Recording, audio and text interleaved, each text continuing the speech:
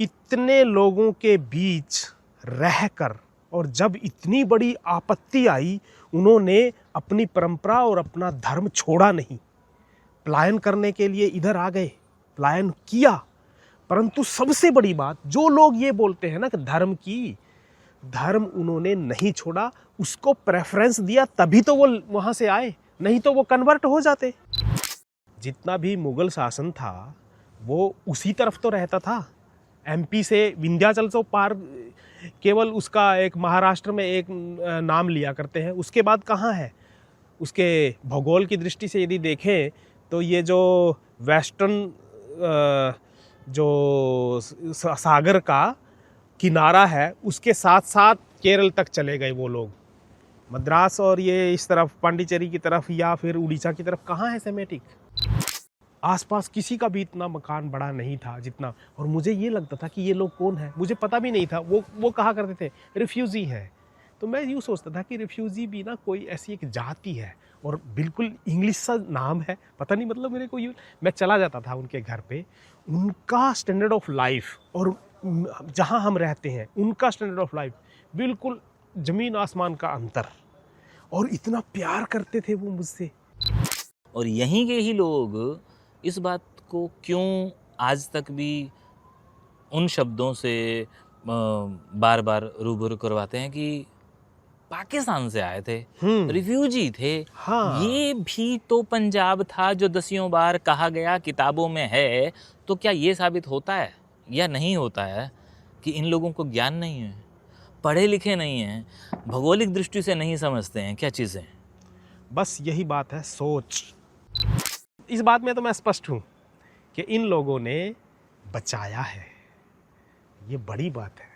लेकिन ना मैं पिछले अपने 10 वर्षों के अनुभवों में से एक बात ये भी सुनता हूँ, पढ़ता हूँ उन कमेंट्स में, जब हमारे इस हरियाणा से गए हुए मुसलमानों को यहाँ के एक विशेष जाति बहुत याद करती है कि जैसे वो भगवान थे उनके लिए।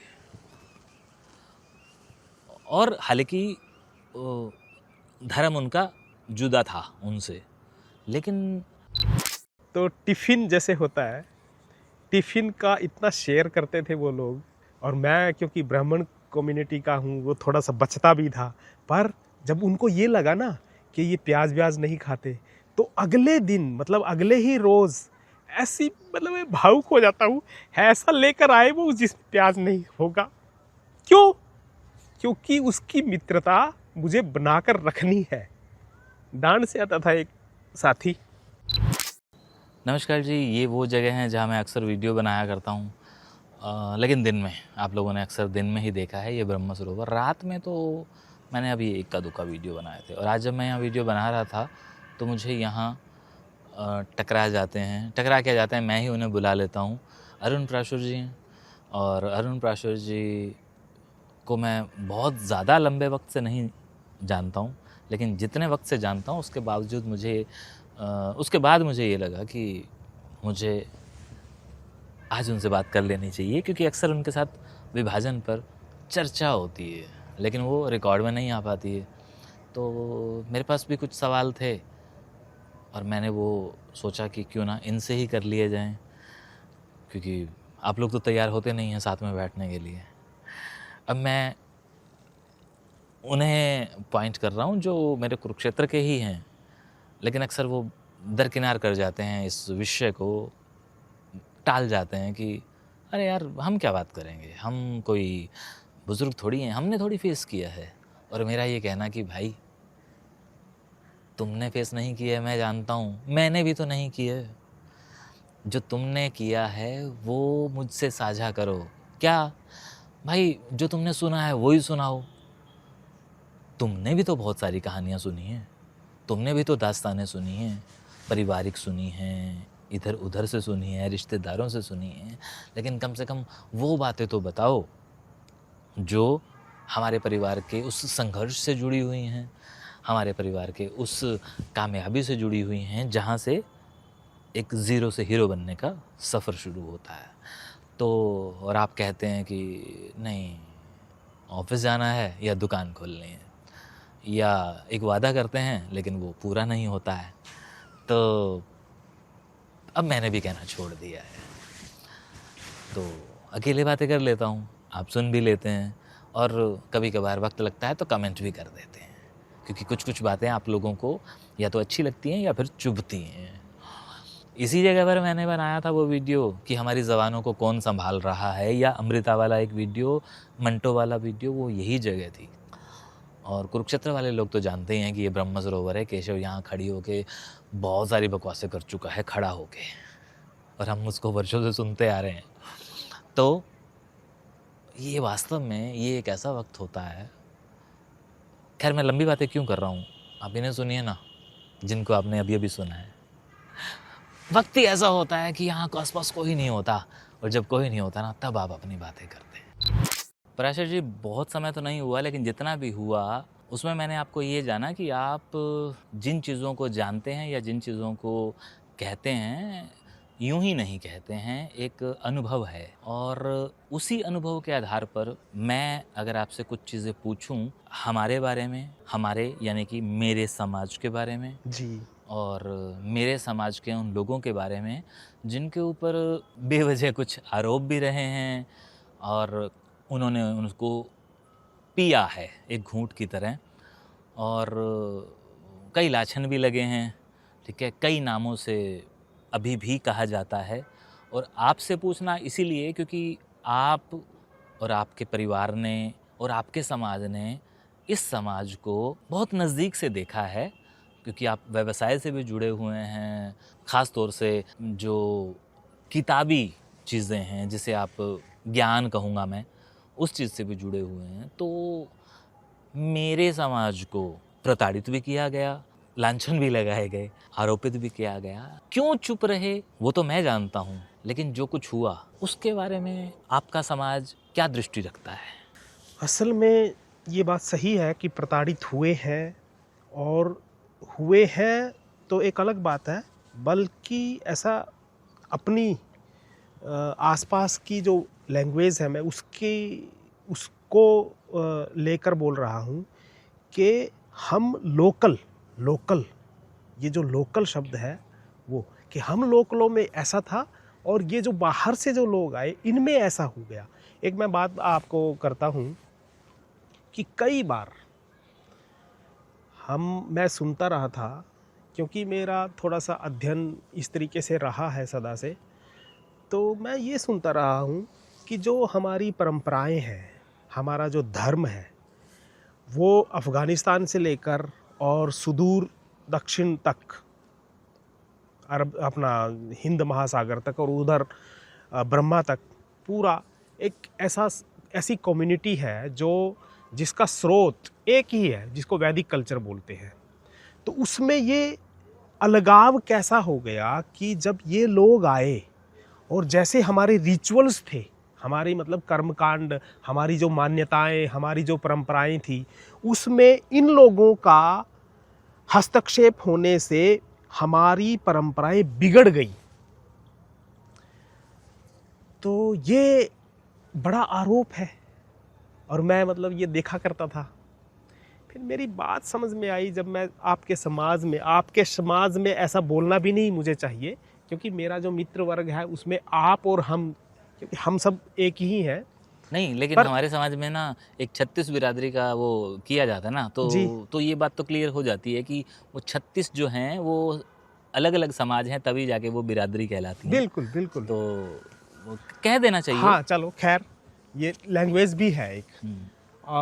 तो इसमें क्या हुआ, अक्सर ये बोला जाता है कि जो हमारे विवाह है, जो हमारे पूजा पद्धति है, उसमें भी बहुत से विभेद कर दिए, और चीज़ों का ना इस तरीके से सरलीकरण कर दिया कि हमारा जो पवित्रता का कंसेप्ट है, पावनता का जो कंसेप्ट है हम लोकलों में, वो गिरा है, उसका स्तर गिर गया है। और ड्यू टू कि वह जो बाहर से आए थे, उन लोगों से हमारा लगाव हो गया, जुड़ाव हो गया, उनके साथ उठ बैठने से ये सब कुछ हुआ है।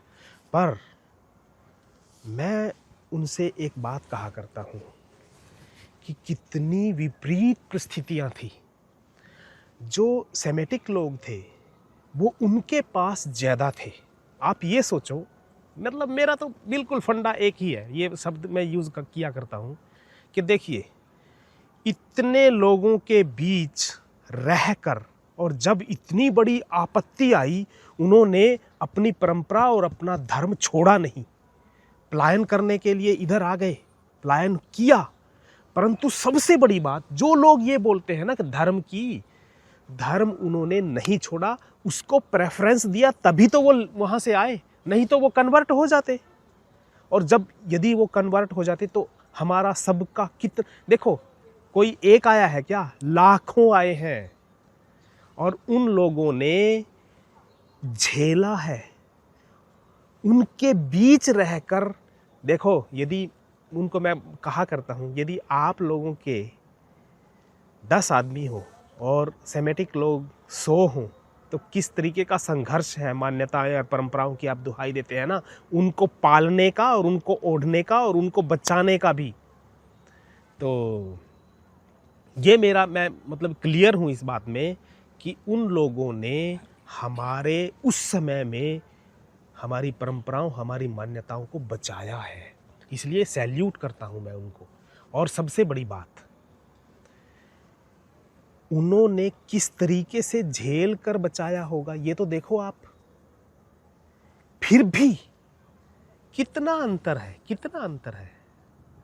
मैंने तो नज़दीक रहकर देखा है, वो इतना ही अंतर है कि 4 कोस पर बदले पानी, बस इतना ही है। वानियों का और पानी का इतना सा जो नेचुरल अंतर होता है वही है, ज़्यादा कुछ नहीं है। उनके नज़दीक बैठकर देखो, अरे आज जिसमें से प्रस्फुटित हुई है ना ये जो संघ की बात है, जो अपने आप को हिंदुत्व बोलते हैं, इसमें अधिकतर उन लोगों ने बलिदान किया है, अपना धन भी और अपना समय भी।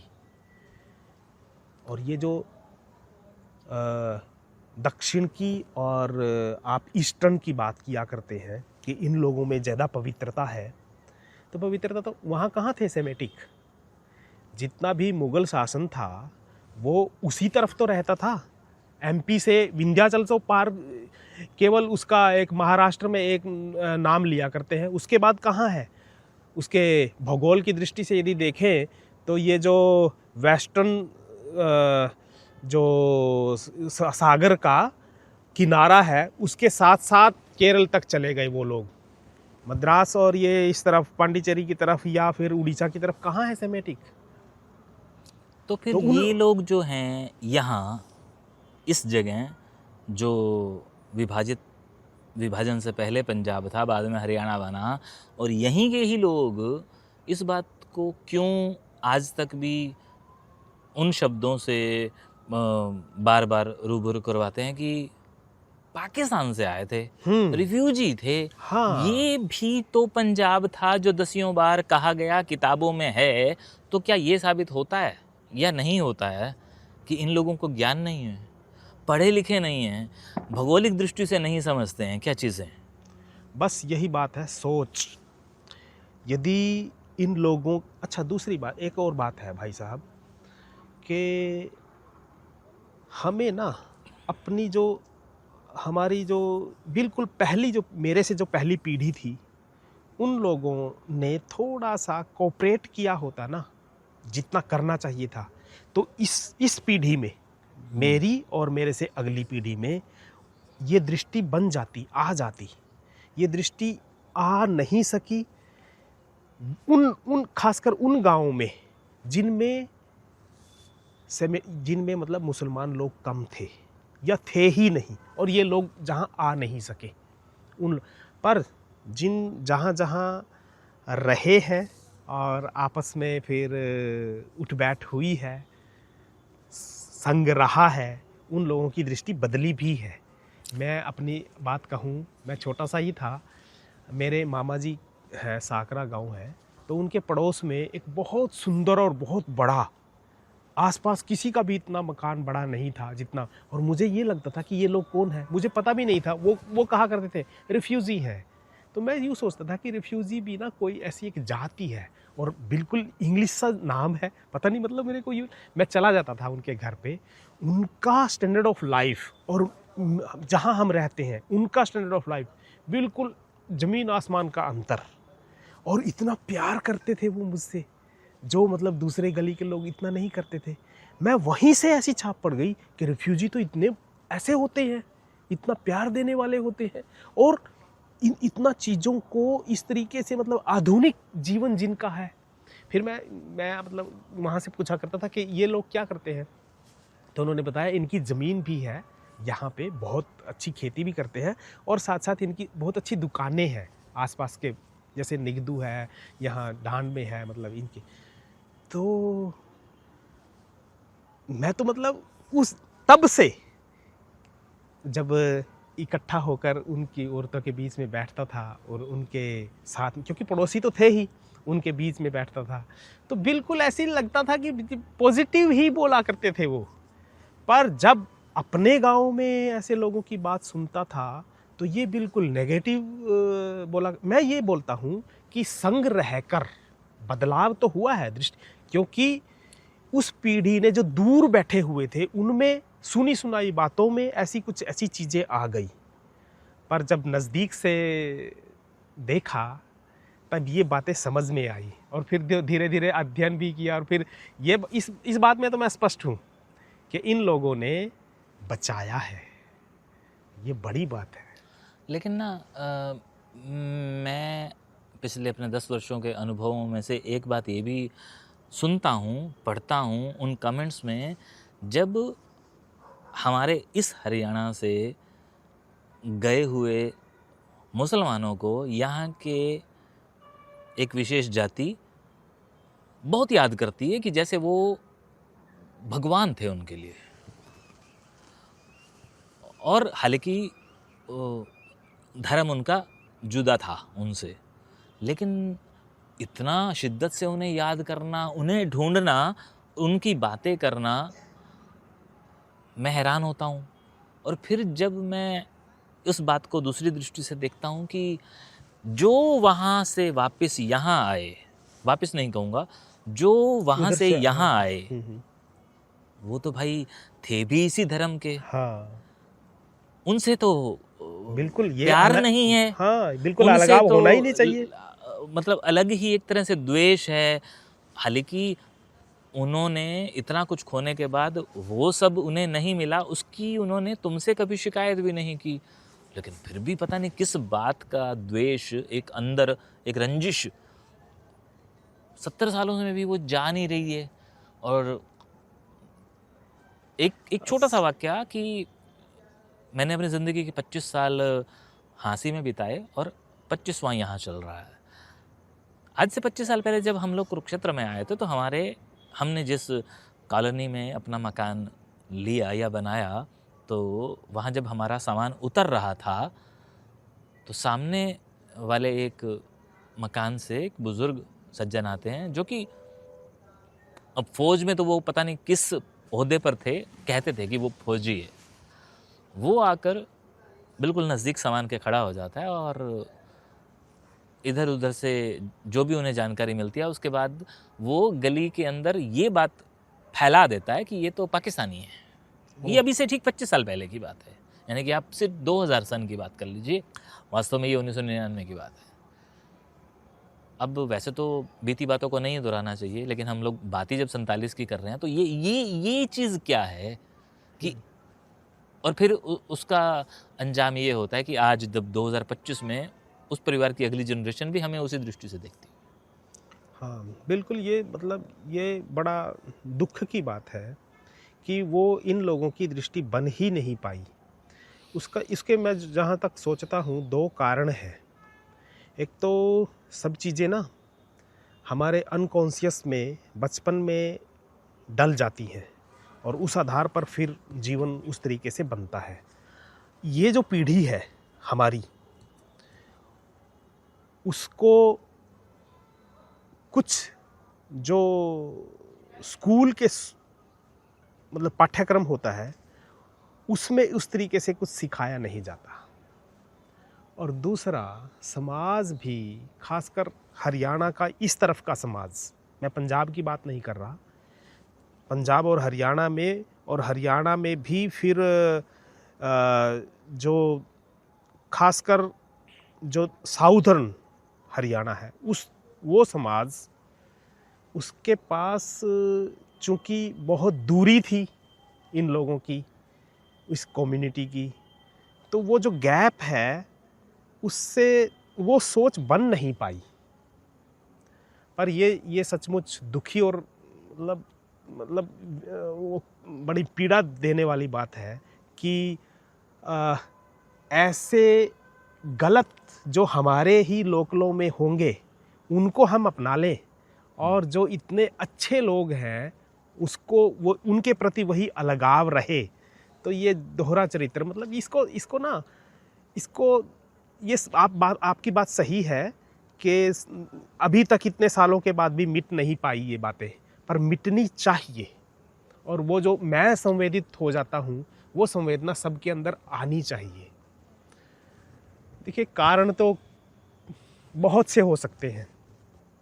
परिवार दो पड़ोसी है ना, उनके परिवारों के संस्कार भी अलग अलग हो सकते हैं, उनकी सोच भी अलग हो सकती है, पर ये जहाँ तक मैं सोचता हूँ ये आनी चाहिए सब लोगों के अंदर। गड़े मुर्दे नहीं उखाड़ते। आज हाँ। की बात करते हैं जी। आप अगर अपना कॉलेज के वक्त को याद करते हैं तो कितने मित्र ऐसे रहे होंगे जो आपको मतलब आज भी याद होंगे इन परिवारों के, और जिनसे शायद आपको कुछ ना कुछ तो अलग मिला होगा जो आपको आज भी इस बात का तो एहसास दिलाता है कि ये जैसे भी लोग थे, या हालांकि अब मैं उस स्थिति में नहीं हूँ कि जैसे भी, तरस तो हम लोगों ने कभी लिया ही नहीं, क्योंकि हमारे लोगों ने कभी आरक्षण की मांग नहीं की। बिल्कुल बिल्कुल, ये तो मैं उस परिस्थिति में नहीं कह रहा हूँ कि जैसे भी थे, हम जैसे भी बिल्कुल नहीं थे। मैं खुद अपने शब्दों से मतलब माफ़ी मांगूंगा कि नहीं मैंने ये किस भेष में कहा है, लेकिन ये जो लोग थे आपको या आपके किसी आप जैसे मित्र को क्या कभी कोई ऐसी चीज़ से प्रभावित कर पाए? इन लोगों के अंदर ऐसी क्या बातें रही होंगी? आज उनका चीफ मिनिस्टर मनोहर लाल खट्टर बनता है और एक विशेष वर्ग इस बात को नकारता है, लेकिन बाकी लोग जो इसको मानते हैं कि हाँ ऐसा हुआ और अच्छा हुआ कि कुछ चीज़ें हुई, तो इन लोगों की मेहनत कहाँ दिखती है? बिल्कुल, मतलब कॉलेज टाइम में तो देखो अलग अलग कम्युनिटी है, पर मुझे जहाँ तक मेरा व्यक्तिगत अनुभव है, मेरे मित्र थे 3-4 तो ऐसे मित्र थे वो अभी तक हैं, और उनमें ये बिल्कुल ये बात विशेष रही, सदा से रही। जो मैं अभी बोल रहा था ना, स्टैंडर्ड ऑफ लाइफ के आधुनिकता को जल्दी स्वीकार करके और उसके बावजूद प्यार नहीं छोड़ना, मतलब इतने प्यारे लोग थे मेरे तो। और सबसे बढ़िया मैं आपको बताऊं, मैं यूनिवर्सिटी कॉलेज में ही पढ़ता था, तो टिफ़िन जैसे होता है, टिफ़िन का इतना शेयर करते थे वो लोग, और मैं क्योंकि ब्राह्मण कम्युनिटी का हूँ वो थोड़ा सा बचता भी था, पर जब उनको ये लगा ना कि ये प्याज व्याज नहीं खाते, तो अगले दिन मतलब अगले ही रोज़ ऐसी मतलब मैं भावुक हो जाता हूँ, ऐसा लेकर आए वो जिसमें प्याज नहीं होगा। क्यों? क्योंकि उसकी मित्रता मुझे बनाकर रखनी है। डांड से आता था एक साथी, तो बड़ा प्रभावित, मतलब उसका देखो जो रहन सहन है ना, इसमें भी बड़ा फ़र्क था। हो सकता है मैं, क्योंकि 80 के दशक की बात मैं कर रहा हूँ, कई बार हम कुर्ते पैजामे में भी आ जाते थे, पर वो पैंट शर्ट नहीं छोड़ते थे। वो स्टैंडर्ड ऑफ लाइफ की जो मैं बार बार बात करता हूँ, उस तरीके से जीना, उस तरीके से एक अंदर से मुझे ये लगता था कि इनके बीच मैं रहूँगा तो उसको मेंटेन रख सकता हूँ मैं। ये सब बातें मेरे अनकॉन्शियस में धीरे धीरे जाती रही, और मेरा इनके प्रति का, हाँ ये बात जो आप कह रहे हो ना कि राजनीति में अच्छे पदों को लेना, ये तो केशु भाई मैं ऐसा मानता हूँ कि जो जातिवाद है राजनीति में, वो जहाँ वो तो बहुमत की हिसाब से चलता है। आप भी देखते होंगे, एक आध की मैं अपवाद नहीं करता बात, पर अधिकतर जिस कम्युनिटी में जो लोग, जिस जगह पर जो लोग ज़्यादा रहते हैं बहुमत में, उसी का वो मतलब होता है। पर जो मैं बार बार ये बात कर रहा हूँ, और आपने जो बात पूछी कि कौन से वो जो चीज़ें थी जो आज तक भी याद है, सचमुच लैंग्वेज में उस वो बात नहीं कर रहा पंजाबी की और वो हिंदी की। लैंग्वेज मतलब जी जो उनका लहजा है, जी जी बातचीत का स्टाइल ऑफ कन्वर्सेशन, जी उसकी मैं बात कर रहा हूँ। जी। वो भी इतनी चीज़ें सीखने को मिली। देखो, हमारी बनिया कम्युनिटी है जिसके अंदर मैं अभी भी हूँ, रहता हूँ जी। वो भी रिच है। बिल्कुल। और उसका जो उनकी जो इमेज है वो मतलब रिचनेस की है, ब्राह्मणों की जैसे रिचनेस की नहीं होती, और पंजाबियों की भी रिचनेस की है, पर दोनों में बड़ा फ़र्क है। वो फिर से वही बात आ जाती है स्टैंडर्ड ऑफ लाइफ की, वो इस तरीके से। मैं आपकी बात को यहाँ पे जान करके मुझे फिर भूल ना जाऊँ, हाँ हाँ आपके भी बहुत अच्छे जानकार हैं, मेरे भी बहुत अच्छे हैं, हमारे आदरणीय श्री जय भगवान सिंगला जी। जी जी जी जी। वो पता है जब वो कड़कदार कपड़े डालते हैं ना, हाँ हाँ हाँ। और बहुत खुश होते हैं, तो मुझे बताते हैं कि ये मैंने किन से सीखा है ये सलीका। वाह। तो यहाँ जो शहर के अंदर उस दौर के परिवार थे जिनका एक दौर में नाम था, रुआब था, सकाफत थी, वो कहते हैं कि मैंने उनसे सीखा कि अपने कपड़ों की क्रीज कभी जाने ना दो, भले आपकी जेब में एक पैसा तक ना हो। मैंने सीखा उनसे कि बिजनेस कैसे होता है। जी, मैंने सीखा उनसे कि खाना खाया कैसे जाता है, हाँ, और तो और बनाया कैसे जाता है। बिल्कुल। तो ये जब वो चीज़ें बताते थे, तो आप जब बता रहे थे भावुक होते हुए, तो मुझे एकदम से याद आया कि ये वाली बात मुझे सिंगला जी ने भी बताई थी, आप भी बता रहे हैं। हाँ। और भी मेरे पास ऐसे कुछ लोगों के एग्जाम्पल हैं जिनका मैं नाम लूँगा तो लोग जान जाएंगे कि जाट समुदाय से हरविंदर मलिक आते हैं जी। नामी हाँ बिल्कुल। चेहरा है। ऐसे ही आपके अनूप लाठर जी आते हैं जी। ये लोग टेबल पर बैठ के ये बातें बयान जब करते हैं और इसको कबूल भी करते हैं कि भाई हमने आप लोगों से बहुत कुछ सीखा है, तो खुशी तो होती है। और ये लगता है कि देखो हमने क्या दिया, हमने क्या देना था, हम यहाँ देने के लिए नहीं आए थे, हमने भी तो आप लोगों से बहुत कुछ लिया। और मैं सिर्फ उस समुदाय की बात नहीं कर रहा, मैं ऑल ओवर, क्योंकि यहाँ पर हमें ब्राह्मण भी मिले, हालांकि ब्राह्मण वहाँ पर भी होंगे हमारे बुज़ुर्गों के पास, लेकिन मैं अपनी उम्र के उन लोगों को बता रहा हूँ। हमें यहाँ पर एक अग्रवाल समाज मिलता है, हमें यहाँ पर जाट समाज मिलता है, हमें यहाँ पर रोड समाज मिलता है। सब लोगों ने यूँ तो हमें अपनाया, लेकिन बात ये जो आपने कहा कि मैं अपवाद वाली बातें नहीं करता, मैं भी नहीं चाहता, क्योंकि हम लोग यहाँ उस तरह की बात करने के लिए नहीं खड़े हैं। लेकिन जब पीछे एक बार मुड़ के देखते हैं तो कुछ धुंधली सी परछाइयाँ तो नज़र आती हैं ना, तो उन्हें हम अभी मिटा भी नहीं पा रहे। और पता नहीं कब मिटा पाएंगे।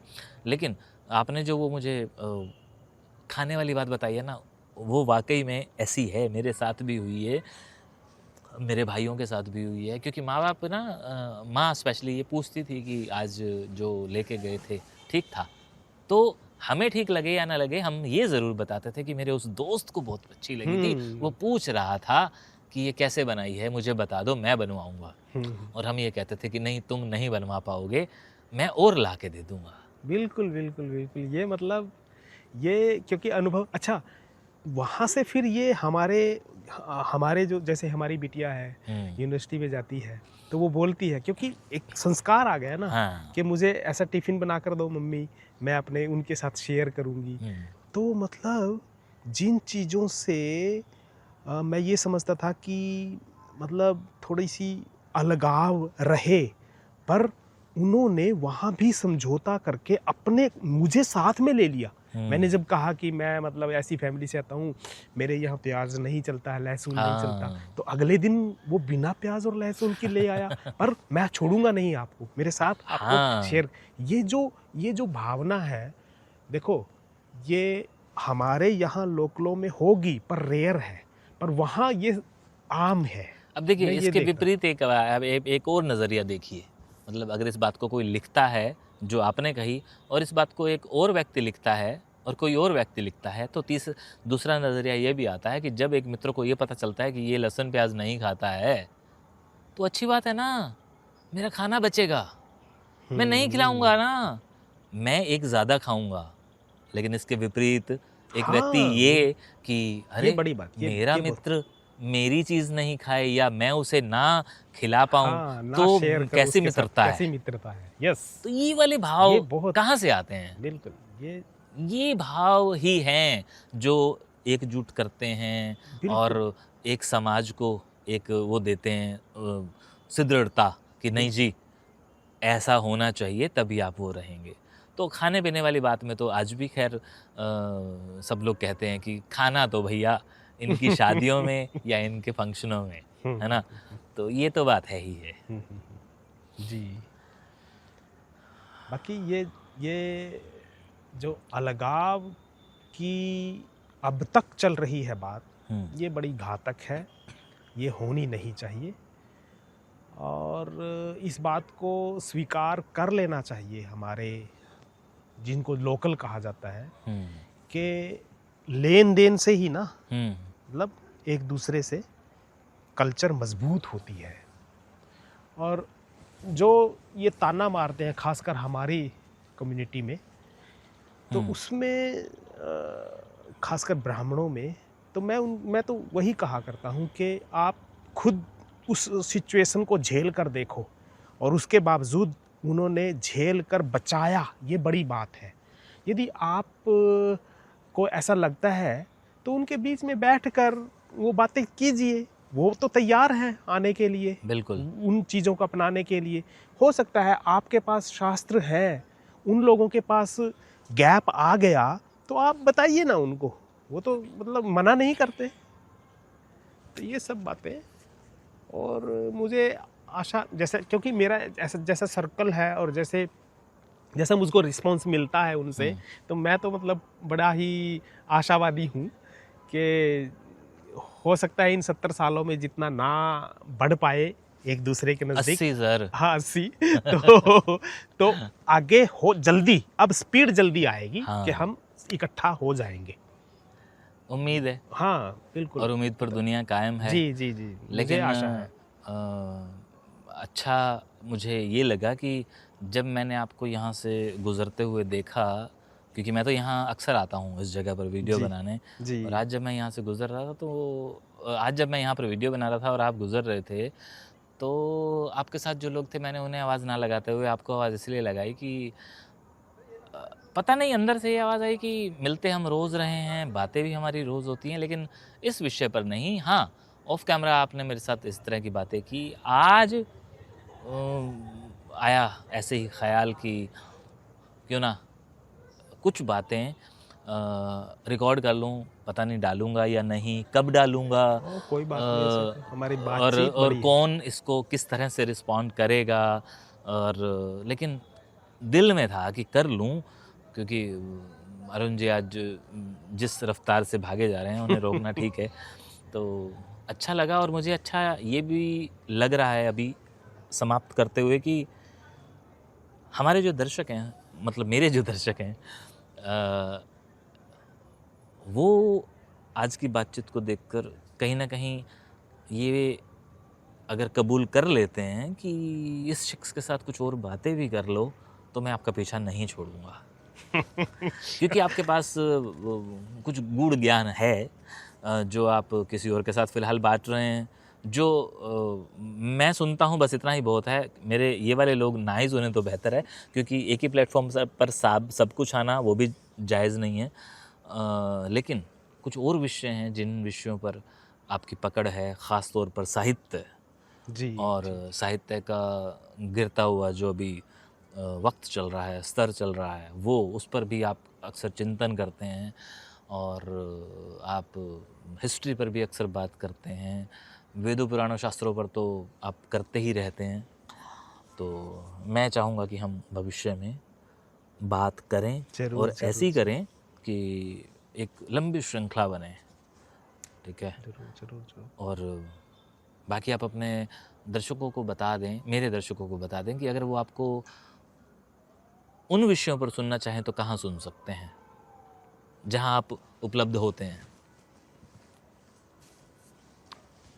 असल में जैसा उपनिषद है और वेद है, ये तो चल ही रहा है हमारा, कहाँ चल रहा है वही तो मैं वो जानना चाह रहा हूँ। प्रेरणा वाणी में। और मैं थोड़ा सा मतलब अपने लिए भी यूट्यूब पर हमारे मित्रों की मंडली में बैठा करता था, पर मुझे ज़्यादा टेक्निकल आता नहीं है, इसीलिए वो गायब हो जाते हैं, कहाँ जाते हैं मुझे पता नहीं। पर मेरा ये जो श्रृंखला चल रही है, डॉक्टर जय भगवान जी बुलाते हैं प्रेरणा वाणी केंद्र, जो प्रेरणा वृद्धाश्रम के संस्थापक भी हैं, और वो अक्सर बातचीत करते हैं, तो वो चल रहा है, बहुत अच्छा है। उपनिषदों के ऊपर बातचीत उस बहाने से हो जाती है। आजकल उपनिषद पे चल रही है, उससे पहले वेद के ऊपर चली थी। और बाकी मैं ये भी बता दूं कि तकरीबन 200 के करीब हमारे वीडियोस आ चुके हैं। जी जी और जो उपनिषदों, ग्रंथों, वेदों, पुराणों की बात सुनना चाहते हैं गूढ़ता से, वो इन्हें ज़रूर सुने। आपको लगेगा कि कुछ तो अलग है जो हमने नहीं सुना था। तो और वो भी एक वजह थी कि इन्हें मैंने पकड़ा है। आपकी दृष्टि ऐसी है। धन्यवाद।